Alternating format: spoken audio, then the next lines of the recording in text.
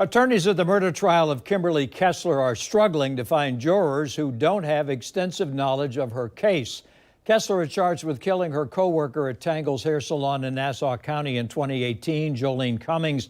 Her body's never been found.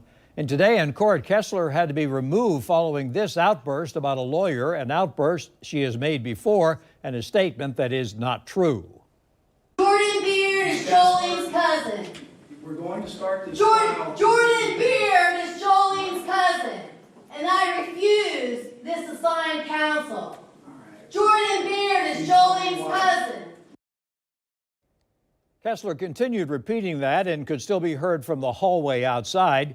Beard is no longer part of her defense team. News 4 Jax reporter Scott Johnson is joining us live. He's been in the courtroom for this first day of jury selection. Scott? Tom, that outburst is essentially how the day started here in court. Since then, it's been civil since Kessler was removed for complaining about an ex-lawyer, or a lawyer who's no longer involved. So now what's gone on for about 9 hours inside the Nassau County Courthouse is individually interviewing a variety of people, hoping they can find enough to fill a jury. Dozens of potential jurors and a pool of roughly 300 being brought into this Nassau County courtroom to be interviewed by attorneys who are trying to narrow the number down to a dozen jurors with a couple alternates. Each juror was asked about the amount of media coverage they've been exposed to concerning this case. Can you set aside what you've heard about this case and decide this case based solely on the evidence that's presented in this courtroom and on the instructions of the law I give you? Yes, sir. For other possible jurors, the issue wasn't media exposure. It was a direct relationship with either Cummings or Kessler or maybe a family member. I spoke with Gene Nichols. He's a defense lawyer not affiliated with this case. He's been monitoring the hearing and says lawyers will ask about news media coverage as well as social media chatter on this case. It's not surprising in this case that the lawyers are asking very specific questions regarding media as well as what individuals have seen on social media.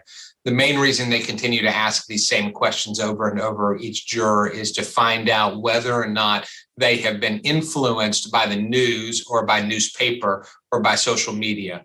Clearly, the first line of questions in this case is let's weed out the jurors who have been affected by what they have seen in the news and have developed a preconceived opinion about this case.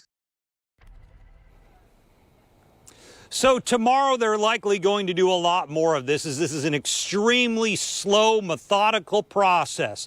Then the trial can begin. The big question we don't know is what happens with Kimberly Kessler. Nichols, who I talked to, said it's unprecedented for a defendant not to be there as their jury is interviewed, or pretty close to unprecedented. It's very rare. The question is, will she continue to act out, and will the judge continue to remove her from the courtroom? We're live in Nassau County. Scott Johnson, Channel 4, the local station.